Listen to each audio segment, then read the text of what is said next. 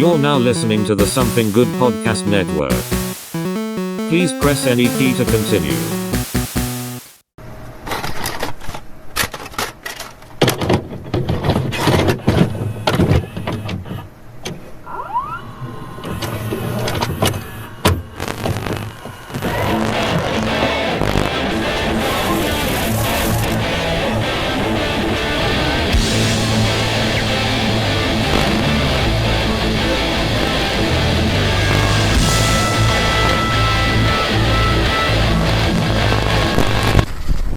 All right, everybody, and welcome to this week's episode of the Couch Brotatos. I am Alex Morrison, and you are not mistaken. There is no pre-game, pre-show this week, mainly because Chris, as soon as he finishes here, has got to go to work. So I highly doubt slamming back a Mountain Dew alcoholic beverage would really be his best option.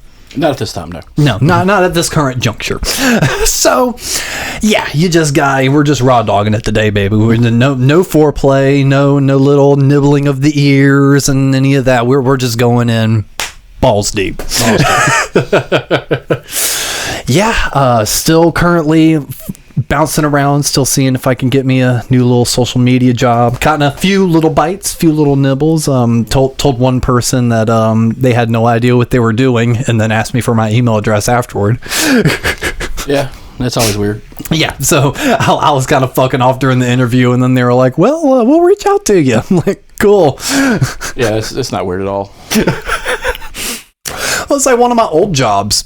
For some reason, the main boss manager dude would talk so much shit to you and just belittle you to a point. And then all of a sudden, if you start shit talking him back, he's cool with you.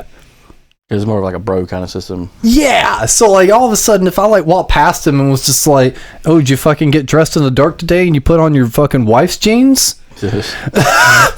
All of a sudden we were buds, and it's because he wore like these fucking bedazzled fucking jeans. It's like the ones you'd see at like Buckle, that store I'm talking about. Yeah, it's like those bedazzled back pocket jeans. Did you get dressed in the dark today and wear your fucking wife's pants? And then you just walk past, and then he'd like make other jokes with me throughout the day. But like if I treated him with respect and like a manager, no, then he was gonna utilize that.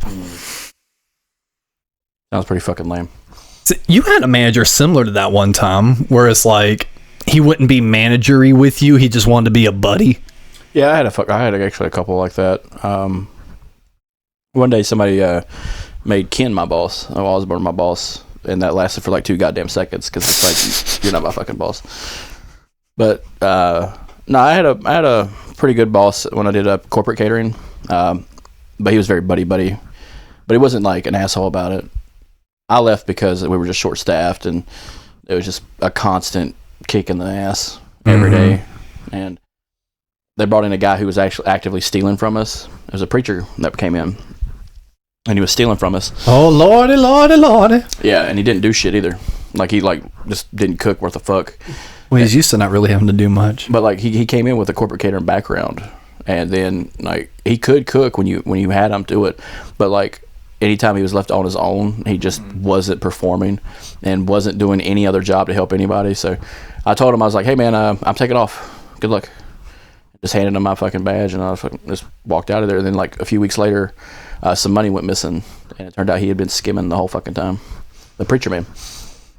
And see, and that's what I find so fucking funny is like, in a situation like that, I'm sure you were the one fucking holding the shit down. I was trying to, but like I came in and closed at night, and then they moved him to nights to close because obviously I wasn't doing the job like they wanted it done. But all I was doing was making sure everyone had hours. They advertised a full-time job and then had people come in at 3 and leave at like 8. And that is not a full-time job 5 days a week. No. That is 25 fucking hours. Yeah. You can't live on that. It's bad enough the salary, the hourly rate was fucking terrible. And this is long before COVID. So it was bad enough that it was like that. But you couldn't keep people there because 25 hours is not enough to live on. No, it's not. Even though it's advertised as a full-time job.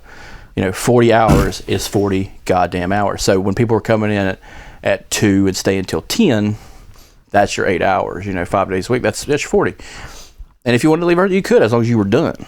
I didn't care. But I was having people stay over to make sure everything was like locked up, everything was done correctly, make sure all the drinks were filled up. So, just little stuff to help the morning shift, go easier, even though it was their fucking job to do it. And then it got to the point where I was coming in at 4 a.m. and leaving at 10 o'clock at night.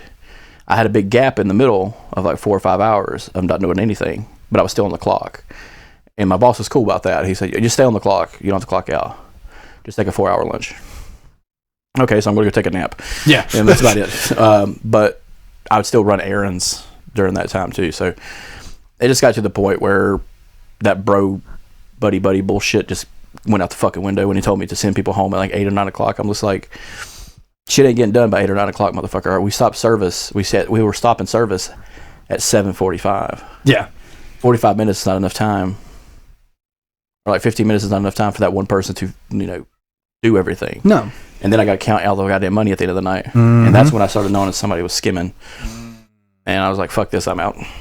And see, and that's what I was leading into is like, you were clearly looking out for your coworkers. You were looking out for the job itself. Yet they made it to where you wanted to leave. They weren't going to pay attention to the other shit. And then wound up fucking themselves. Yeah, that's how a lot of businesses are these days. They'll work you to the bone and then replace you. Yep.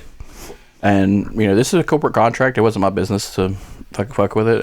I wasn't in charge of pricing. I wasn't in charge. All I was in charge of is making sure people were doing their work, the registers were right, and the food was cooked properly. That was my entire fucking purview of the job. And they threw that away. Like even Osborne had to step up to him one time. They're like, well, how could he have just walked out? And Osborne just fucking snaps on him. He's like, motherfucker, he's technically disabled. He's not even supposed to be here. Like, he's literally on dialysis working. So shut the fuck up. Yeah. So it was. It's a crazy, cruel world out there, man. That was food service. Food service is always going to be like that. Food service is a joke. It's always going to be a shit show. I don't recommend anybody nowadays ever get into food service. There's no money in it. There is no hype in it. There is nothing, unless you even if you love the job, you will hate it. Like, you will hate cooking. That's what it does to you. All these people, talk about, these cares and stuff. Yeah, that's true. That's a fact. That happens all the time. And it wears you down. And the money is never good enough. If you want to be a chef, you are breaking your fucking hands and back for nothing. Like, you literally are doing nothing. If you want to get to that upper echelon like Gordon Ramsay, you better have a background with generational background. Like, you better be born into the restaurant industry. Coming off the street, going into it, you're never going to get it. This isn't like any other job where you can learn to do machining, you can learn, script, you can learn fucking, programming. The food industry is such a fucking joke that it kills the people that really want to do it, and the people who don't want to do it are welcome to leave and come and go anytime. So if you're listening to this, I don't recommend anybody going in food service. If you're in food service now and somebody bucks up against you, smash their fucking head in. Yeah. Like I'm serious. Like, it's not beneficial for you mentally or physically to do that job, and that money is never be worth it. There's no amount of money worth what you're putting into it. Even like corporate chefs, I'm talking about chefs that do personal fucking cooking for rich people. It's not worth it. And food service will never be worth it. Ever. Be a janitor. That's worth it. That's it. People legitimately thank you for your job. Yeah. And they need you. And it's a shitty job. Yeah, but they need you. Yeah. So do something else. Sell drugs to children. Be an artist. Sell drugs to kids. That's more respectable in my opinion. I was going to use that kind of as a pivot piece because I've been what word should I use? Having an open discussion with a person I wound up following recently on Facebook, and I followed them because they seem to be kind of integrated with like the LA West Coast punk scene, just kind of see what goes on over there. I don't have a lot of LA friends, low connection. Well, this person has been putting together a little punk rock compilation, and they started posting potential photos for the cover. All of it was AI generated. Okay. So it was basically a visual of like this Felix the Cat looking thing, putting a record on a turntable. It had like 20 different variations, and like one or two appeared to maybe be hand drawn, but like the bulk of them were all AI. Well, this person was kind of using that as a baseline because a bunch of people were immediately going like, oh, it looks cute, it looks great, you ought to use that. And then in her following post, she said, well, this photo was used with AI. And then all of a sudden, everyone started shitting on, oh, you shouldn't use AI, yada, yada, yada. And of course, that's when I pop in. I'm like, yeah, I didn't know what you were trying to do. I said, but I could clearly tell that was AI in the first place. That's why I didn't say anything positive or negative about it. Just let it pass on by. But now that you're opening up this part of the conversation, yeah, let's not use plasticky AI art for a punk rock album cover. That feels a little disingenuous. And that led a back and forth between a few other comments on her page between some other folks. Eventually, it just kind of withered away. They're just like, okay, well, I'm going to draw my own cover. It looked like crap. But hey, at least you did something yourself. True punk rock fashion DIY. And then they made a new post today talking about there was this artist on Instagram, and he's taking the old Archie comic style artwork and making them punk rockers. So like you've got like a Betty type character or a Veronica type character laying on the floor with a little box record player, but they've got like the spiky hair or the ripped clothes, and they may be like singing a little punk rock quote.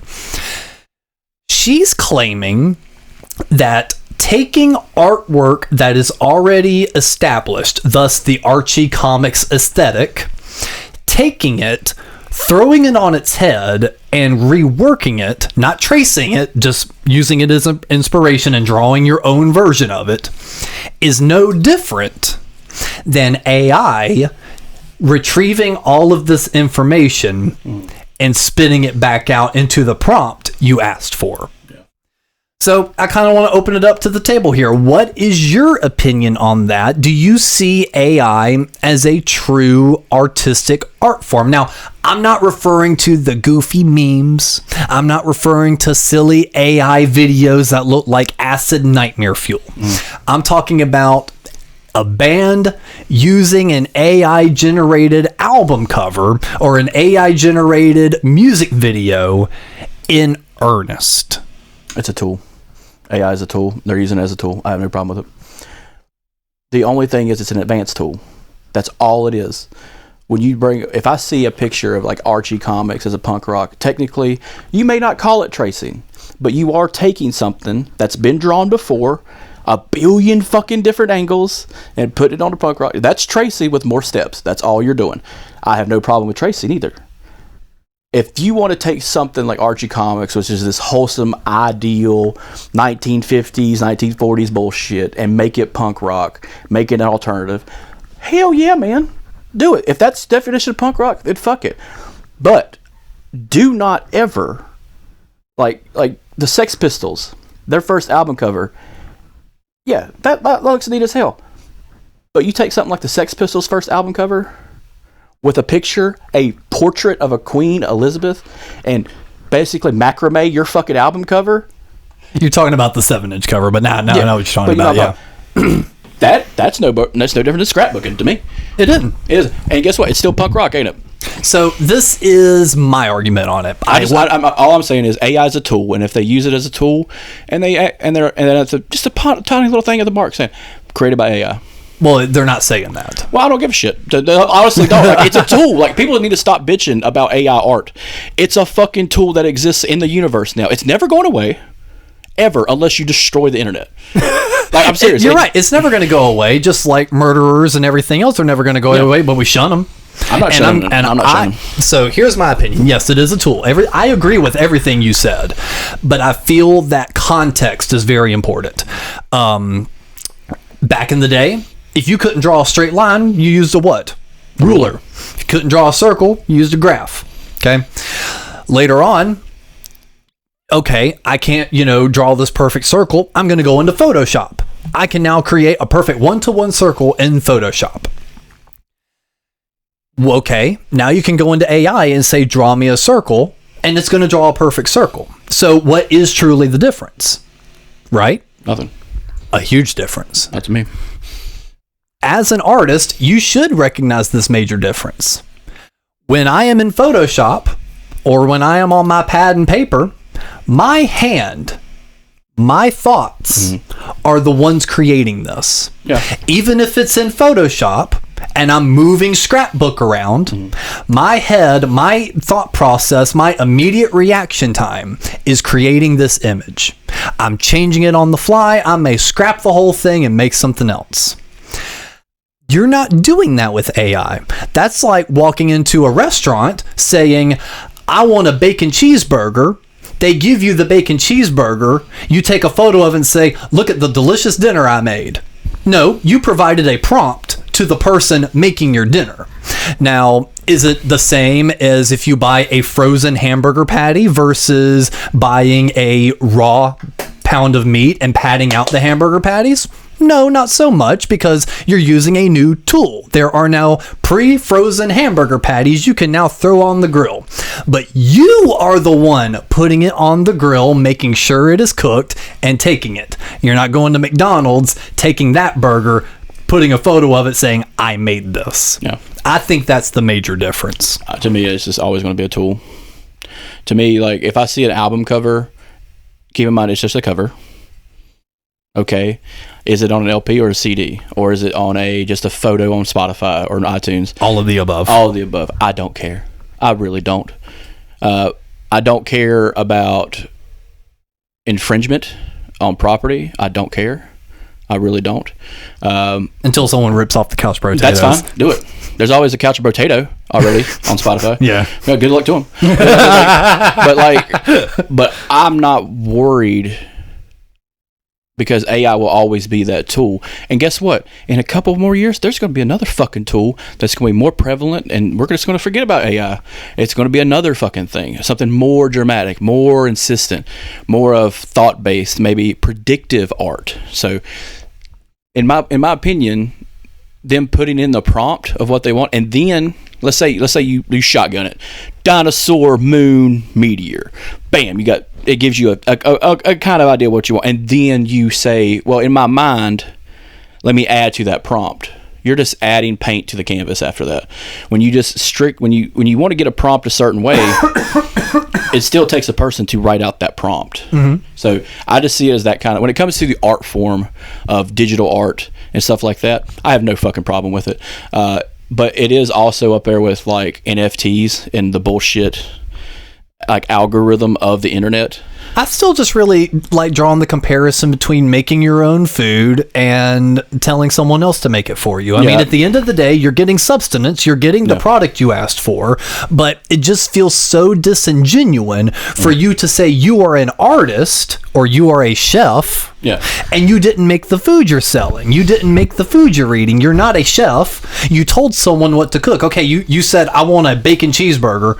Okay, they bring you a bun, piece of meat, cheese, and bacon. And then you go, actually, no, I think I want barbecue sauce on that. And then the chef takes it back, puts barbecue sauce on it, and brings it back out to you. That feels like adding the prompt to the AI generator versus you made the bacon cheeseburger at home and then go, ooh, barbecue sauce. You reach in your fridge, grab the barbecue sauce, slap it on there. To me, that's an analogy for an argument of consumer and supplier. If I'm hired to do art for you and I use AI, you would be fired. Yeah. But there's nothing stopping me from doing that. Like the consequence is fired. Yeah. But there's nothing stopping me from just doing that. Well, there's nothing stopping me from fucking robbing every person on this block either. But when it comes to like other parts of AI, when it comes to like advanced coding, oh, that's amazing. It's great, but do you fire the programmer for trying to solve a problem that he just can't solve using AI? No, he used a tool. Yeah, that is a tool. And so if I'm hire someone, let's say Hammer, I asked Hammer to draw me a group photo of us, which I recently did, and he said, fuck it, do some scribble drawings of us, like barely good enough that he thought himself could do, and he AI'd the shit out of it. Guess what? He fucking did it. To me, he did. So, like, I'm not... Okay, but this is the problem, though. Take David out of it. What if, all of a sudden, we just started using AI art for everything we do? That's fine. You think it's fine. I do. What is David going to think? Is he doing this part? No. He's doing the part of I pay him for art. Yeah, but if you said you just cut him out, so why would he give a shit about us doing something that he's not a part of on the audio forum? Because I don't see that happening at all. Hold on, you're not following me here. David makes the artwork for us. Mm-hmm. If we decided to all of a sudden go to strictly AI artwork, Chris Morrison may not care because that does not affect what we do. Mm-hmm. However, David is now going to look at this and go, well, what the fuck, guys? You know, I was doing a thing. You know, I was giving a human element. It was your buddy. And now you're reaching out to a tool that has no soul, doesn't know you guys, and you're cutting me out of a few bucks. I would just ask him to do something else. Just do something else. But he is an artist. Now you're asking an artist to do something else. And what do I do if he makes something I don't like? Do I just tell him, fuck off, I'm not paying you? You did all the work. No, you asked for a revision. I get revisions all the time. But even to the point, it's like, how many is enough? Like, usually that's stated in the contract. But like, let's say if I pay you to make a cover for Triple-C, and I tell you, I'll pay you when you're done, and let's say you farm it out to David, because David's a little bit more artistic on it. I don't like it. I'm not going to pay you. Okay, if I could just type it into a prompt and be lazy about it, I'll do it. Like, honestly, I think people are just forgetting that money is at stake. And yes, David's my friend, and I will pay him money to make something that I think he is part of the group. But I will be goddamn if I hire some internet artist to fucking make something for me when I can use a tool and do it myself. That's no different than the products we sell in the merch store. If I had a fucking t-shirt machine, I would not buy t-shirts from our website. I would just make the fucking t-shirts and mail them out. Well, yeah. Because it's a tool. But that's what I would do. So I understand what you're saying. It's immoral. So technically, what you're saying right now, in reality, means I need to fucking get a full-time job again, because you just basically told me fuck you. Yeah, you should have a job. That's very important. This is a hobby. No, what I get paid to do what you're saying AI can do better. I didn't say we could do better. It could do it. If you want to do it better, then do it better. But do you seriously though understand everything you just said though? Yeah, I get it. The whole basis of AI what I art do is immoral, unethical, blah. No, I that's don't not care. what I'm saying. I don't care. It's art. It's not. It is, because you know what the definition of art is? If someone says it's fucking art. That's why G.G. Allen covered in shit and peanut butter is called art. No, it didn't. Some people, fans of his, do say that. I'll fight them on that all day and long. They'll shit on you and put peanut butter up your ass. So, but you know what? That was art to them. It's not art to me or you, but it's art to somebody because someone pointed at it and said it's fucking art. I think they just looked at it and went, that's fucking crazy. But think about some of the stupid fucking avant-garde bullshit from back in the day. Andy Warhol, considered one of the greatest artists of the 60s, painted a fucking Campbell soup can 3 times over, printed it, and that's all he did. If I typed in the number 9 and put Campbell soup, guess what? It's going to show 9 cans of goddamn soup, and I could just filter that shit. Guess what? Am I Andy fucking Warhol? No, but what I made was art. Technically, but you know what I'm saying? Like, if you created it, yes. If AI created it, if I wrote it in a prompt of AI and it made it for me, guess what? There it is. Well, you're a chef because you told the restaurant owner what to make. No, I'm a consumer. I'm a consumer. People forget that if you hire somebody to do something and they use the tool of AI to do it, they still made it. No, AI made it. They use the tool of AI to make it. Okay? When does something stop becoming a tool and a replacement? A ruler is a tool. If you think artificial intelligence is full replacement now, no, I never said that. But you just said it. You said using AI as a replacement. It can't be a replacement because it's not fully intelligent. People are currently using it as a replacement for artwork. They're using it as a tool. They're using it as a replacement for artwork, though. There are bands that are using full AI album covers and music videos. It may not be happening on a large scale. You're looking at a large scale. I'm saying it is happening. That's period. Fine. That's fine, though. I'm fine with that. I'm not. I think that's horrible. I think there is a huge line between that. At this point, you've got a whole bunch of consumers saying they're chefs. There is a fine line between the consumer and the chef. They're not consumers, they're sellers or purchasers. Like, well, you just said you were a consumer and you were going to use AI. I'm using that as the comparison. The consumer considers themselves the chef. I don't see that. I don't see the comparison. I just don't see it. But the bacon cheeseburger comparison? No, I don't making see your it. own burger versus telling someone how to make the burger and they make it for you? No, because I told you what to make. I'm not saying I made it. I'm saying you said you made it. Yeah, and I disagree. I say the consumer is allowed to demand what they want, and the provider, the person using AR art, can just provide them and just be more specific with it. And if the consumer wants to overstep the chef and make it themselves, good on them. But but they're still calling themselves a chef. Who gives a shit?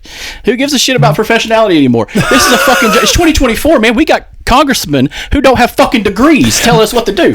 Because this is the same fucking thing as when back in the fucking 80s when they're getting rid of all the non-smoking sections and all that shit. They're coming for the planes next, motherfucker. They fucking eat away at you little by little by little by little, and then all of a sudden, before you know it, all your fucking I lost it. I was really trying to fucking boost it up. I was giving Chris like that. I bet you this though. I could get AI to make a better Ace Frehley music video. than two bitches in some alien costumes with some Mac Pro fucking lightning in the background. But you know what? That is a perfect prime example. As much as I looked at that and laughed and made fun of it, it didn't make me mad. I laughed at it. I thought it was ridiculous. But if that had been an AI music video, I would have been angry. I would have been like, what the fuck is this? Because they're using AI images for promotion.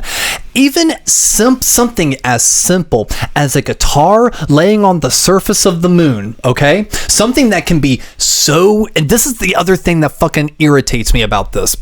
I'm glad you brought up the Ace Frehley thing because this actually connects in really well.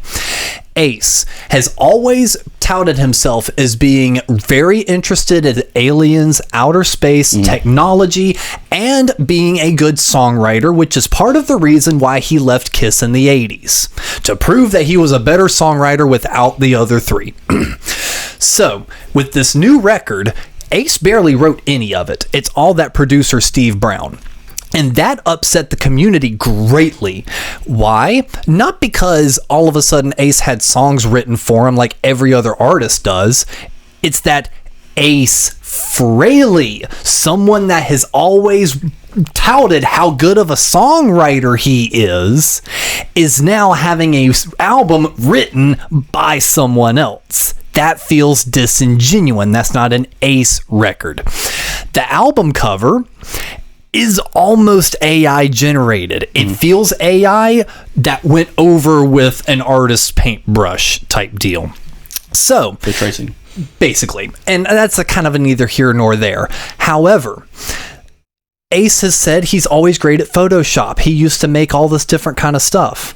All of a sudden, there is a Gibson guitar on the surface of the moon, and when you look at the guitar, the wrong number of strings are on it, and there's an extra input jack for the chord.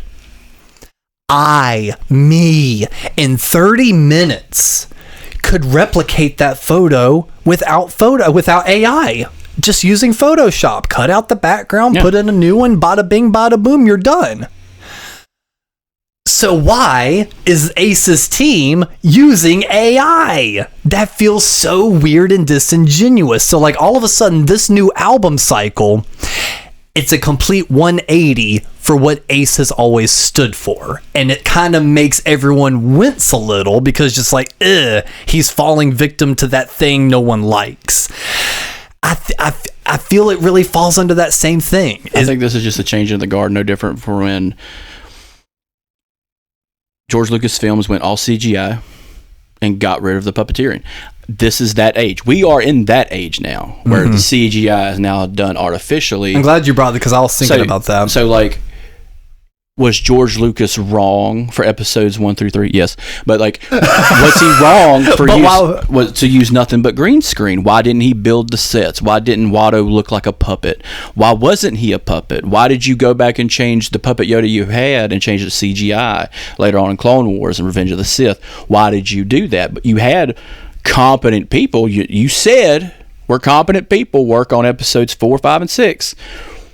Did they just stop being competent? Did puppeteering go to shit? No, Jurassic Park got made and it looks fantastic. Are you telling me that is he wrong for using CGI instead of the puppeteering, or is it a phase we are going through in creating art? This is a phase. That's all it is. And what's great about it, and we've talked about it when it comes to peripherals of using things we like, including records. We like records because it's multifaceted.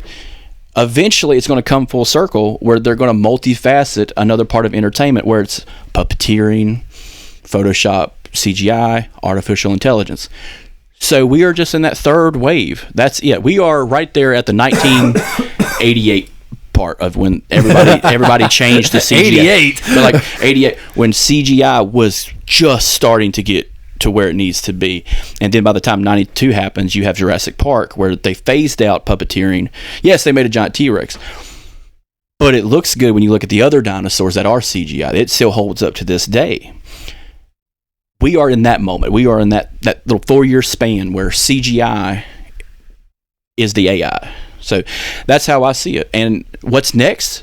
That's the one you probably should be fucking worried about, is what is next? What is the beyond capability of AI? And I think that's maybe the reason why I kind of get my guards up a little bit when talking about the current state of it, is if we don't pay attention to history, we're doomed to repeat it. But it's a phase of progress. Exactly. But let's look at what has caused an effect with situations like this in the past.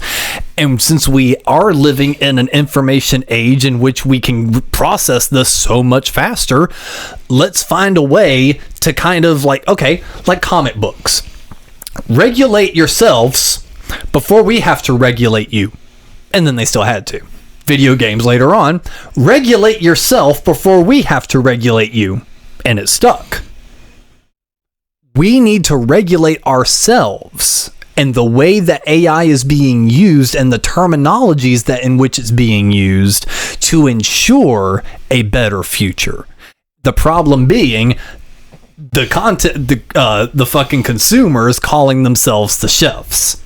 The consumer needs to start going, I got this at McDonald's. I got this at Burger King. And I made this burger, but I got this one at Jack in the Box. Mm-hmm. That's the kind of transparency that needs to happen. Too many times are the consumers taking the McDonald's burger going, I made this. When no, the computer made that. That's your idea. That's the major difference. Yeah, so like regulation eventually comes. Mm-hmm. It's just not coming fast enough for you. I don't want any sort of major regulations. Oh, that's why I said regulate ourselves. That never works. It never fucking works. It did with the gaming industry. Barely. They created their own board, and they kept the fucking government from getting their hands into video games. And how much are video games now? It's a fucking scam. It is. We saw a video on that earlier. But however, it is still a win for keeping the government out of some shit. I don't want the government involved with this. I would argue, okay, this is going to piss a lot of people off. Some government involvement is okay. But not with art. No, maybe not. Maybe. But like... Because I would consider video games art. Who steps in and says, all right, so we go on the video games. We have an MSRB, a rating system. Well, who rates it? Who really rates it? Who says that Last of Us is too mature? The board of like 10, 20 people. Yeah. And what do they fucking look like? Who are they work for? Because it's always they're always working for somebody else. Oh, yeah. It's no different than the CEO saying, oh, no, we can handle this. It's an internal investigation. Like a fucking cop. No, and I agree. But do you want the government stepping in every single time? Because you know how competent they are. You're talking about AI being used as a tool sold to consumers. That sounds like consumer protection plans that are involved by the government. The FCC and the FTC exist. because of that thing, and they're just not stepping in. Why? Because of the many discussions we've had before. The Congress is too fucking old and are older than the dirt they will be buried in. That's all. And if people, and I'll tell this to anybody, especially some of the people I've spoke to, friends of yours. Oh, I don't vote.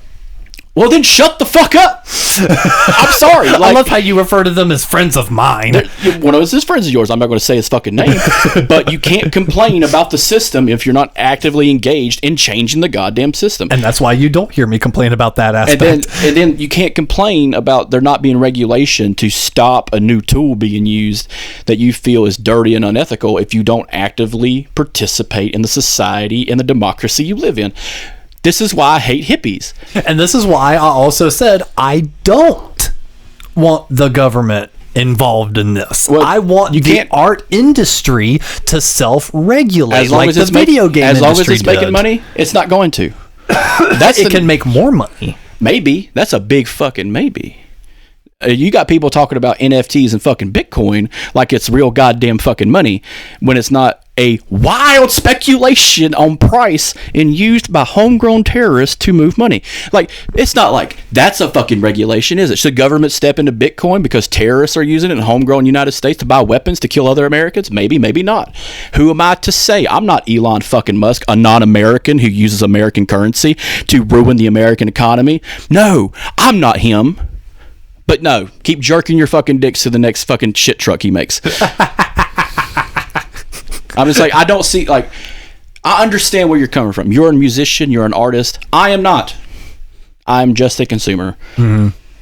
All right, that's just how I feel about it. And it's a tool. And it's a fucking tool, and it'll always be a tool. And no different than tracers. Why I was kind of using the comparison of like the chef thing, because I know that's something you actually do have a passion for. You like to cook, and I feel like you would agree that there is an important distinction between a cook and a chef.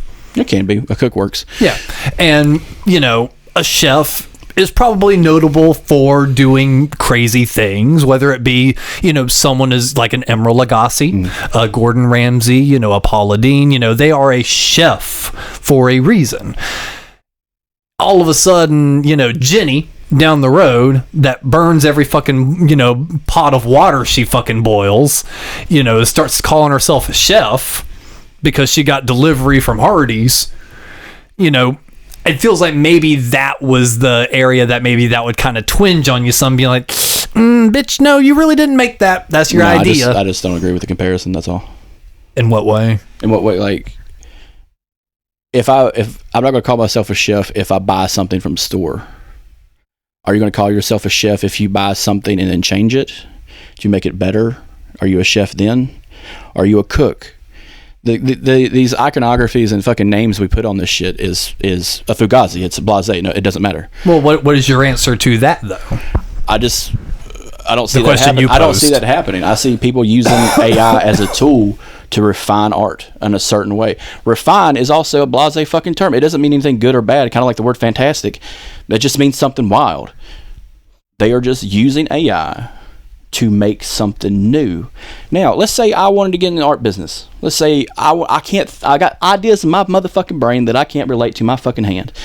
I will go on AI, type a prompt, and see it and be like, that's not quite right. Let me refine it. Let me refine it. And keep going until I get something close to what I want. And then change it. Trace it if I have to. No different than the guy who made that Archie punk bitch. Like, well, he didn't trace anything. But that's what I'm saying is he's using the references of Archie comics to copy Archie comics with a new, let's say, stamp on it. That's all. That's all he's doing. If I'm the owner of Archie Comics, am I mad about that? Probably. He's changing the idea of what I got. It's no different from the people that made Scooby fucking Doo and are mad because Velma's now a cunt. You know what I'm saying? The Velma show, yeah. Would you agree that they have done something different to the material and changed it in a negative way? They didn't use AI. They just did it. Mm-hmm. And they did it in a negative way. Correct. People did not like it. Mm-hmm. So I don't see that no difference in people not liking AI artwork. I don't see, like, people are going to like what they like and hate what they hate. And whether or not you say it's AI or whether or not it's hand-drawn, whether or not it's fucking traced or Photoshop. Well, what I was asking you initially, so when you posed the question to, like, the audience, me, what have you, saying, you know, are you a chef if you purchase something pre-made? Yeah. Well, what is your answer to that? You're not, but you're a consumer. Correct. But so what I'm saying is there are these people getting this pre-made food calling themselves a chef. But they're using a prompt to create the image. Yes, they're using their words to say what they want delivered to them. Yeah, but like that's part of the using of the tool. They may not have artistic expression through their hands. Mm-hmm. They are just typing it out to get to the idea of what they want. Right. So using that person getting the delivery. I'm just going to end it here. I don't agree with the comparison of somebody buying food and calling themselves a chef. That I don't consider that the same comparison as someone writing a prompt of what they want and refining the prompt and creating AI artwork. I don't. That doesn't compute to me. That's not a good comparison to me. So maybe the comparison of hand-drawn art versus making your own food. There's that's no not comparison. what I said. That's what I'm saying. Yeah, but I'm not. What I'm saying is I don't agree with the comparison of someone supplying AI artwork as a product as someone saying, "Oh, I made this, but I bought it from McDonald's." The analogy I don't see is there. I'm not seeing it, but that's just how it is. Right. So I was trying to break it down. I was saying, so the base part of the comparison is you making your food being the same as you drawing your own art. Okay, so that if you made your own food, I'm a chef. You draw your own thing, I am artist. Would you say those are fair comparisons? Yeah, but I'd also say that telling someone what I want and me putting it together does not make you a chef. No, but it made me a producer of the product. Correct. It makes you a consumer. Yeah, but so would you say telling an AI prompt what to make makes you an artist? Yeah, technically. You're making something. You're just using it as the tool. You're using the tool. Okay, you go to a restaurant and it's a build-your-own burger. You mean like a buffet? No, I mean like a TGI Fridays where they have a build-your-own burger. Okay. Just because you picked each one of the things and it wasn't something pre-selected for you, does that make you a chef?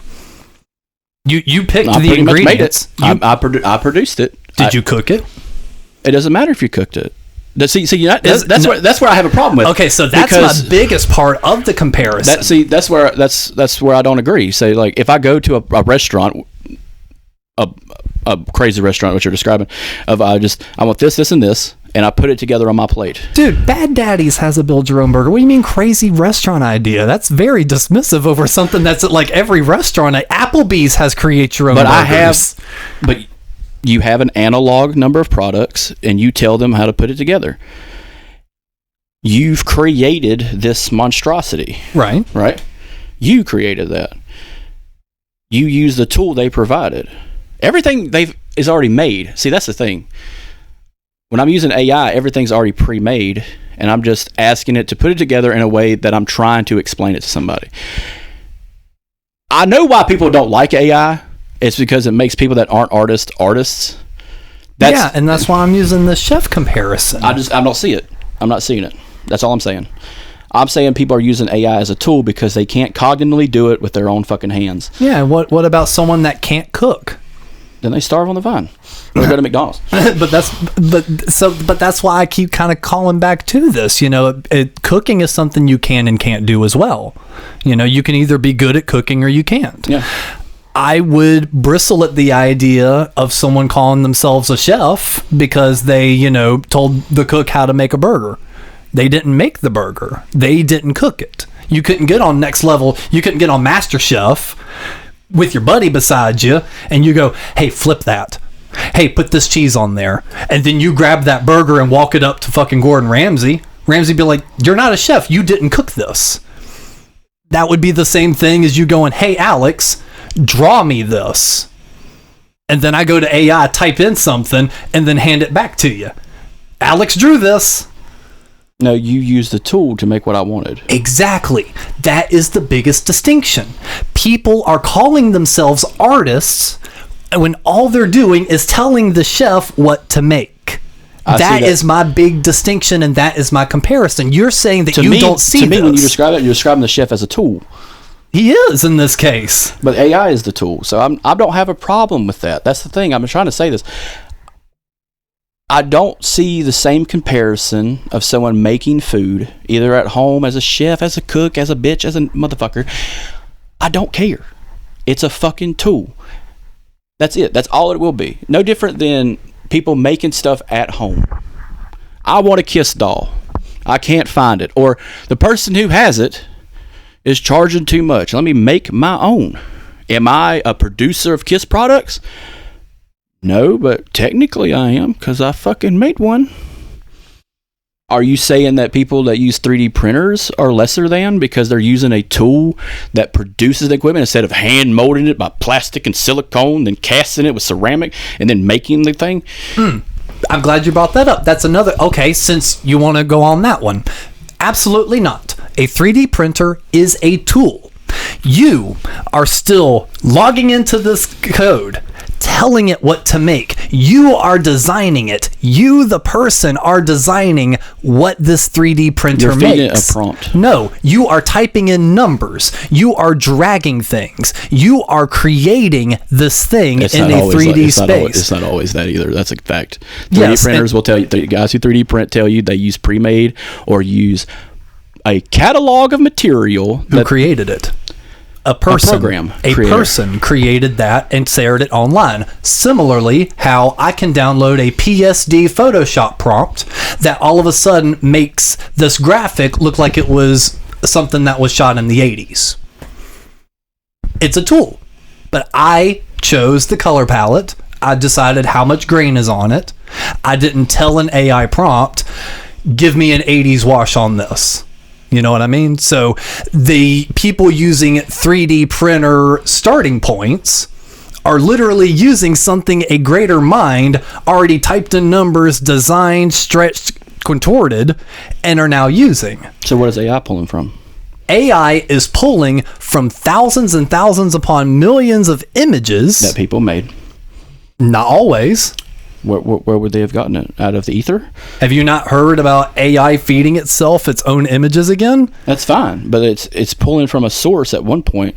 Now, everything AI is pulling for is not all computer generated. It pulls from a catalog from the internet. Mm-hmm.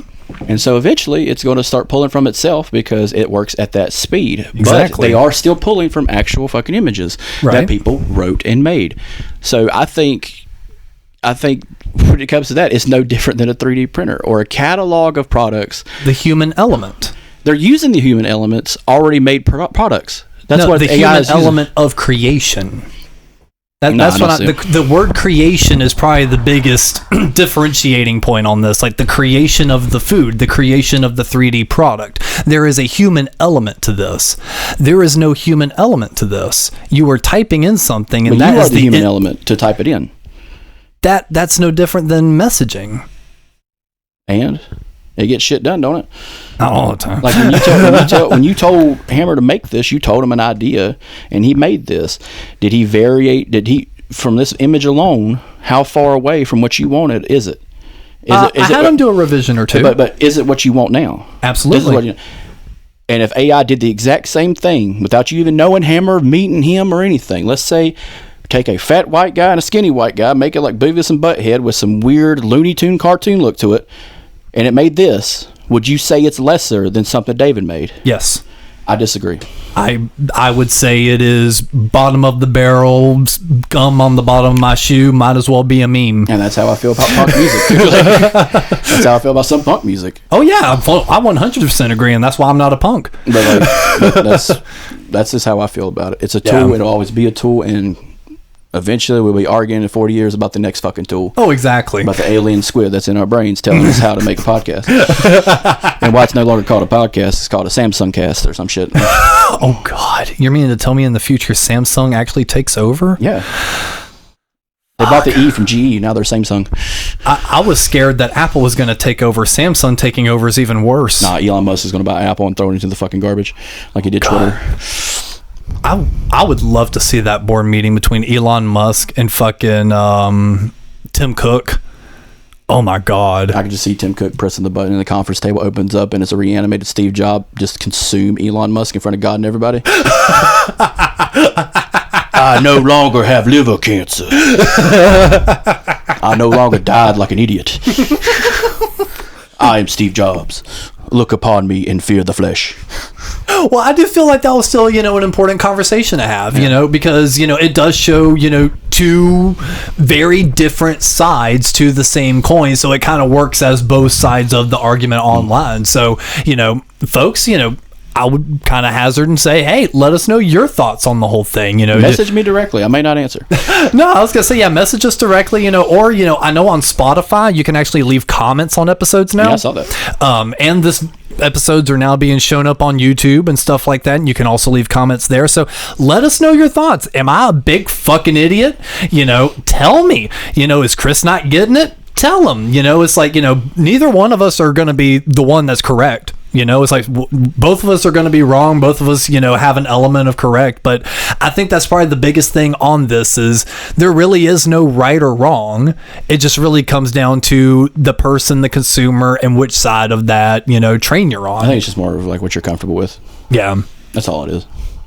But I think that's a pretty decent little episode there because I know Chris has got to head on to work. I got a little bit more time left. You got a little bit more time, yeah? You want to just run through some news real quick while we got some time? Yeah, we got time. We got time? All right, let's go ahead and round off with a little bit of news segments here.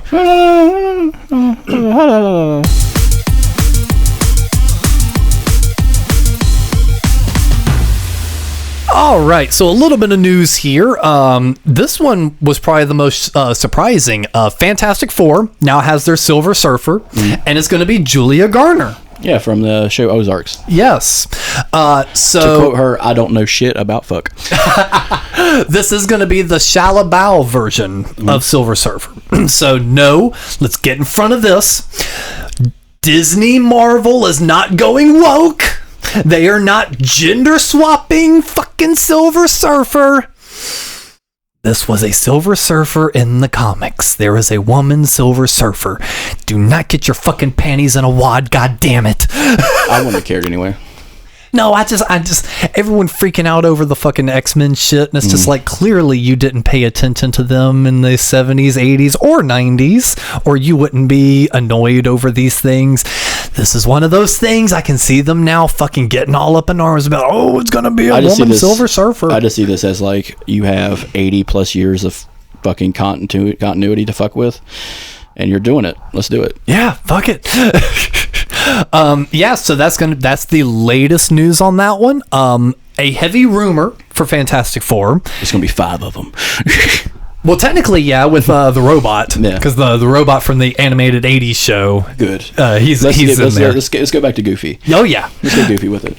It has been semi-confirmed that this is going to be a period piece movie, and that this is not taking place in the main Marvel universe.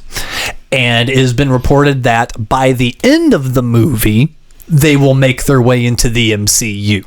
Okay. So that kind of makes me happy, because that means they can create their own brand new continuity, have it set in the 60s, give us a good, genuine origin or backstory, and then just transplant them into the fucking MCU. Yeah. So that honestly gave me pretty high hopes. A multiverse, when it comes to writing, is the biggest MacGuffin ever created in literature. And that's what comics are, it's literature. Oh, yeah. But a multiverse where, oh, this character exists and this one doesn't, or the multiverse, is the biggest MacGuffin in all of literary history. Right up there where Jesus can fix it all. Like, you know what I'm saying? Like, that's literally what it is. That's literally what it is. A fix-all to all your goddamn problems in the multiverse. Hey, Hugh Jackman died in plane crash. That's okay. We got this guy. Why does he look like that? Because he's from another universe. Fuck it. Fuck it. Like, Ryan Reynolds, turns out, did a bunch of nasty shit, like Nickelodeon level nasty shit. He's no longer Deadpool. Who is? Terry Crews. Why is Terry Crews fucking Deadpool? Because we fucking said he is. R.I.P. Terry Crews. But like, that actually would have been really good. Yeah, but like that is, you know, the great thing about comic book movies. You can just change it however you want. You know, do we have good things come out of bad situations? Yeah, Michael Keaton as the Vulture. does a fantastic fucking job. Is he good for the MCU? Not anymore. Because guess what? He's part of fucking Sony and will always be part of Sony. Okay, well, retraction. Terry Crews isn't dead. I thought he was dead. No. Michael Clark Duncan is dead. Not okay. You want to tell everyone why you think they're the same person? Not at all. So one of the other things I've heard about the Fantastic Four. No, dead serious. For some racist. No, in all fairness, I genuinely thought he was the one that died because he had an episode of Good Mythical Morning. And he did Last Meals. Yeah, and they were also on the main show as well. He was on the main show. And I could have swore they had like an RIP moment at like the beginning and they like talked about, oh, he was like a great guest to have like on here. That's the main reason I thought. So that's my defense. I misremembered a GMM episode and they must have been talking about somebody else, but I thought it was him. My bad. Love you. But another rumor that's starting to I called it. I fucking called it. And it's making me excited because I called it and it's looking like it's gonna true. Yes. Yeah. It's looking like Galactus is gonna be the villain of Fantastic Four. Fantastic. Oh, that makes me excited though, because I was calling it. I knew Galactus was gonna play a big role and all this shit coming up. The fucking Planet Eater, man. I knew it. I fucking knew it. And I'm saying the right name this time too. Do you think who do you think is going to be like Galactus? Do you think it's going to be like a human form, more of a shadow kind of thing? Or like a CGI, just like Thanos thing? It's probably going to be I am hoping they could probably do some weird forced perspective shit. Mm-hmm. So he could probably have an earthly form that's like 2 Thanos tall type shit. But it's hard to visual or like vocalize the way I'm visualizing it, but almost like this perspective of like the hero is talking to him looking up. Galactus kind of leans forward, which casts a shadow over the front of his body to where you only see his eyes. Like the little square pupils. And somehow that morphs into the sky. Yeah. And all of a sudden you realize, oh shit, no, he is like outside of the planet now. He's not as close as he seemed. Yeah. That's maybe how I'm imagining it. So we could maybe kind of ride the line between the two of a shadow type creature and having that earthly form that looks kind of close to the comic books. Yeah. So that's pretty cool Fantastic Four news. Out of all the stuff coming out, this is sounding pretty cool. I'm digging where this is going. And next week, by the time we're recording this, is going to be the beginning of all the Spider-Man movies coming back into theaters, starting with the Tobey Maguire films, into the Andrew Garfield, and then all the Tom Holland movies that are not an ensemble. So no Civil War or Infinity War, Endgame, all that. Just his solo mainline movies. Far From Home, No Way Home. The home movies. All the homes. Yeah. And it's going to be a new one each week. So next week's going to be Spider-Man 1. The week after that, Spider-Man 2. Then Spider-Man 3. Amazing 2. So on and so forth. And that's something else I've kind of noticed. I was looking around at Fandango the other day because, again, with where I am currently with my job, it's like, well, I got some time to catch some movies now. There are a lot of movies being reissued into theaters. And not just for like single days, but for like full runs and like being promoted back in theaters. Yeah. Batman The Dark Knight is back in theaters. They're going to be doing all those. Episode 1 is going to be back in theaters. I think they're doing a whole Star Wars re-showing at some point, or like the prequel trilogies. I think. Yeah, why not get that money? So, what do you think's causing that? That they're just like putting old movies back in theaters? A destructive wave of nostalgia to distract us from whatever problems we have. If you want my honest opinion, yeah, that's what it is. Why not? Like when I was younger, our shitty little theater would show older movies all the time. You go into your bigger cities, New York, Los Angeles, you have theaters who show older movies all the time. They are reacting to more people going to see those movies because they know what they're buying. It's okay to spend $7 to rewatch Spider-Man. It's not okay to spend $18 to watch a Marvel movie that sucks ass. Madam Web. You know what I'm saying? Like that's what's happened. People are going back nostalgia-wise. People are our age, some younger, some older, are going back. Man, I remember being in high school watching episode 1 with my buddies. Blah blah blah. Now I get to do it with my kid, and if a certain age is hit, my grandkid. You know, like some of those people. You know, people who were graduated in 2000 are 23 years older now and may have a grandchild who's probably 5. So like, there's a chance that happens. You know, so. It's a nostalgia pull from hell, and I have no problem with it, as long as you're not charging out the ass and still making the theater experience garbage. Oh, they're still charging mainline movie prices. Then they could fucking keep it. Because no, then I will watch it on DVD. In what universe do you think they're charging $7 for fucking Tobey Maguire Spider-Man in 2024? In my town during the summer, they would show kids movies that had already been released on like DVD and stuff in theaters for like $5 during matinees and stuff, like during the summertime. That ain't Marvel. Yeah. No, these are $12 to $15 movie tickets here. I think what it is just a nostalgia pool. That's all it is. Get people back in the theater, maybe get people to watch double features. Like, that's the only reason I would really do it, advertise it. Is like, hey, Spider-Man 1 and 2, double feature. You know, Amazing Spider-Man 1 and 2, double feature. Would you do any of the Star Wars or MCU marathons? I would do a triple feature of Star Wars. You wouldn't do like the marathon of, like, remember when leading up to Endgame, some theaters were having like the Marvel marathon, where it's like they just ran every movie back to back to back. No, I got things to do. If you didn't have things to do, I would find something else to do. Okay, that's what I was wondering. I was like, your schedule's free. You're clear. But like, even in the world where my schedule is free, which is not true, but like, a double feature is 4 hours, maybe 4.5, because they're going to give you a little bit of intermission, you know. But other than that, you know, a double feature is just fine. But triple features, you know, that's a pull. That's a whole Saturday you're blowing. Especially if it's Star Wars 1, 2, and 3. Oh, fuck. You're going to have to speed that up a little bit. Episode 3. I think there's a certain character they can cut scenes around. Racist crows. I think there's a certain character or two they could cut around. I don't need to see fucking Jar Jar Binks fucking fighting a droid's corpse on the battlefield of Naboo. I don't need to see that. I think it's okay you cut that out. I still think it's weird that they cut out the Jar Jar and Count Dooku scene, or the Grievous scene, rather. Yeah, just this lizard Nabooian fighting a 6-arm motherfucker. Shit. If you want to know what we're talking about on that, wait for an episode or two. You'll find out. Jesus, I'm gonna go buy that. I'm gonna buy some M80s. I'm gonna go to South Carolina, buy some fireworks. I'm gonna drill a hole. I'm gonna blow them goddamn things sky fucking high. Please bring me along so I can film it and get it from multiple angles. I want to catch that shit on slow mo. I want to get you on video doing a Jar Jar Binks impression. Mm-hmm. I'll do it. I'll buy you a mask. I'll do it. Yeah, I'll do it. I'm a real motherfucker. I'll do that shit. My name's Alex Stiff. Mr. Alex Stiff. Going yes sir and nah sir. It's worse than blackface. It's Jar Jar face. Racist.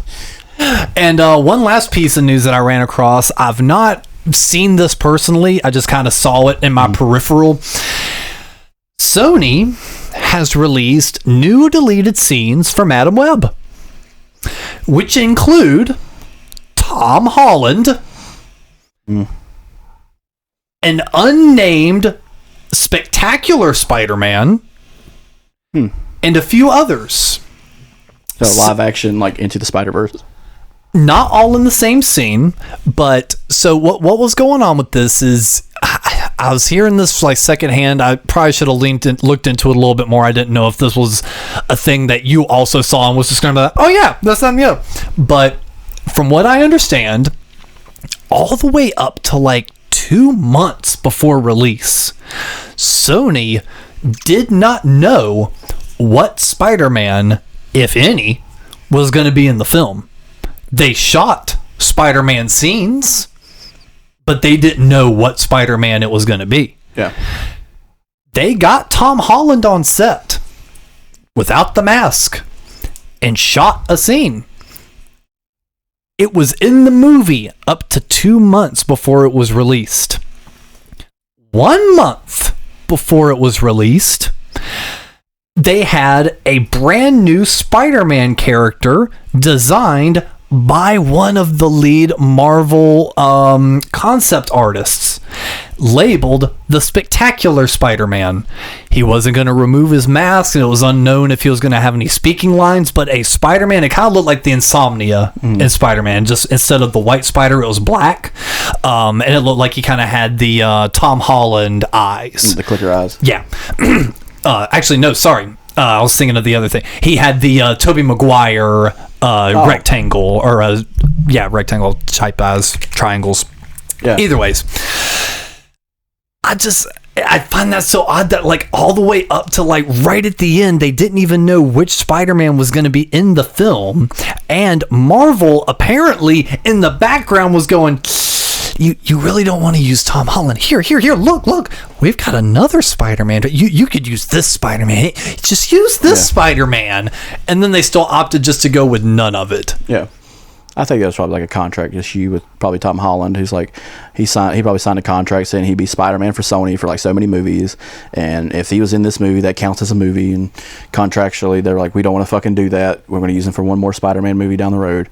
I can see that just being a contract issue, and just creating another Spider-Man for this movie would have been a waste anyway. Mm-hmm. And it's just like, this is probably a concept some producer created or threw out there through spec or whoever, the creation department, and they just made it, and he's like, nah, this is not what I'm wanting, so let's just go ahead and take that out. Yeah. And it's not congruent to the movie we want, which is the garbage fire that is Madam Web. So let me float this by you now, because I was thinking about this. A little tease again, we are definitely doing some video game content, and we're going to be putting that on through the network.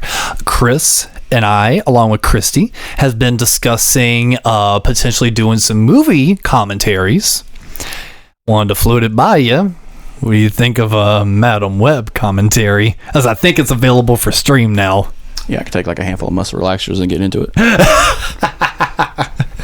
And I'll throw that out. Discord, if there are any movies that you would like to see Chris and I, or Chris and Christy, or Christy and I to watch and react to and give commentary over, let us know. And also let us know how you would like us to do it as well, because normally we just record ourselves watching the movie, with the audio.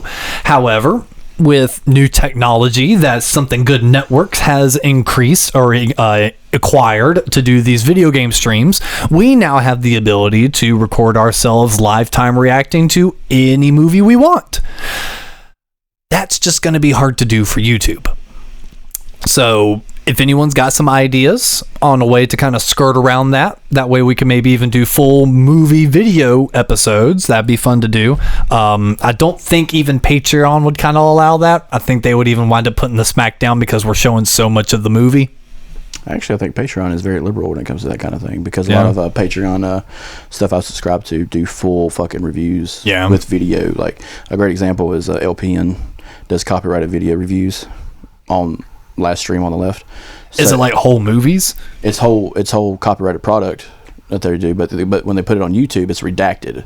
But on Patreon, it's still full. Right. So they're like the Patreon, I think, is able to skirt it around a little bit, because I think it's because they put a preface before it of just like, hey, this isn't art material, this is copyrighted material. We are using it for this, this, and this. This is for our subscribers. We're not really making money on it. We're making money on the subscription, not this individual product. So I think Patreon's using some legalese to let people do that. Yeah, and I definitely agree, because same with like people who do like music reviews and listen to whole albums and then talk about it. Yeah, and that's why I agree, because there's quite a few different people I subscribe to on Patreon that use that as a way to skirt around those copyright laws. Though there is a major difference between Glenn Danzig copyright strike and a Disney copyright strike. There is a major difference. Patreon is going to give Glenn Danzig the middle finger. Patreon's going to look at Disney and go, "Oh fuck, they're doing what?" So there is a little difference in the tiers of copyright that they would allow. So I would just worry that certain movies, especially something like Madam Web, might trigger them and be like, "Hey guys, look, we like being cool. You really skirting the lines here. How about don't do this?" I think the only way around it is doing like a watch party on Twitch. That would be fun. That'd be the only way around it, because everybody else could just pull it up on a secondary screen and watch the movie with us or just commentate with us. That's how I see to get around it, because people do that on Twitch all the time. There's also these YouTubers I'll watch. They've got a series called We Got Drunk and Watched, and they're able to upload scenes of the movie, but it's like a 20-minute video when they've watched an hour and a half long movie. So Devane, the YouTuber Devane, they've done that for years. Yeah, so that is another option. That's just a lot more editing on my end. Yeah, but another thing is to like skirt around copyright is it's a faded image. Yeah. Overimposed on them, or it's like a picture-in-picture kind of thing of just like a clip of a thing. And so if you guys are interested in any of the variations that were mentioned here, let us know, because at the same time, I feel like I could speak with Chris on this one. We're not going to put in all that fucking work and effort if people aren't going to be interested in it. True. So if you guys actually want to see it, let us know, because if there's not as much, we've gotten a lot of requests for video game content, which is why I'm leaning heavy on this. If you guys would like some more edited videos of movie reviews and stuff like that, let me know, because I'm happy to do it, but I'm only happy to do it if folks actually want to see it. Yeah, they're like a Discord movie night. Ooh, yeah, I like that. I like that. Yeah, AMA on top of that. Well, do you have any other interesting news things that have come across your eyes or your ears in the last week or so? Not other than the Wii U and the 3DS servers have stopped working for Nintendo. Really? They finally shut those down. R.I.P. R.I.P. And they just put the new they put the old Game Boy Advance F-Zero game out on the subscription service. Ooh, I'm gonna have to check that out. I like the F-Zero games.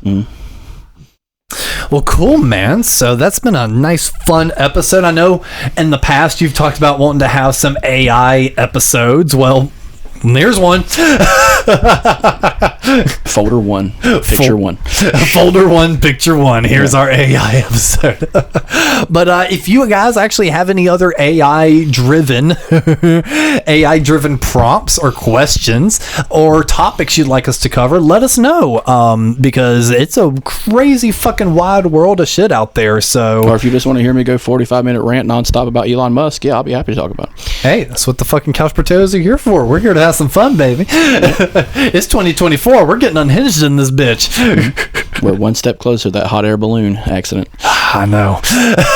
And for more information on that, make sure you're checking out the Cryptic Conspiracy Cult right here on the Something Good Network, along with History We Forgot and This Fucking Guy with Mikey Black and Dante Carter. And I'm still figuring out what the fuck I'm going to do with Something Good for you, but I promise you that is not gone. We are figuring out what I want to do with that. We also have a merch store. I'm trying to make sure I get all my plugs in. Hopefully the merch store will survive after this month. I don't know if you saw my message in the Discord about that or not. But they are raising our rates tremendously. Almost double. So I can either pay basically double what I'm paying now monthly, or pay a stupid amount yearly. So gotta figure out what I'm doing with this. We'll work that out. Yeah. So let us know. Definitely try to grab some merch here soon if you'd like to grab some of that. We got the pint glasses and fucking notebook. The notebook looked fucking good. You got that in. It's a History of Forgotten Notebook. It's got a little folder in it. Yeah. It's got a folder, man. That blew me the fuck. That was a scene, like if we were in fucking grade school, you'd show up on like fucking first day of school after summer vacation. Oh shit, is that a Charizard? Well, you're just like, yeah, not only is it a Charizard, and then it's like you move the notebook slightly and it like morphs into the Charizard, and like everyone's like, oh shit. That's the way I fucking felt when I saw the pocket in that notebook. I was like, that fucking sold it for me. That's great. And you've also got your I'm with this fucking guy t-shirt. I think that's pretty funny. And not to spoil too much, but we will be having another t-shirt design here in the shop here soon. I would consider it just a regular Something Good Network design. I wouldn't say it is a any show specific. So that's going to be a fun. I'd like to get some more just regular network general shirts out there and not necessarily show specific. But for this episode of the Couch Brotatos, I have been Alex and Chris. Do you have any sort of prompted thoughts? Elon Musk has decided to double his efforts to launch stuff in space, so keep an eye out, everybody, because guess what? When corporate people do shit, it fails and falls down on the sky. Good luck out there. You've been listening to the Something Good Network. If you liked what you heard, you can follow us on Instagram, and check out the other great shows on the network. Link is in the episode description.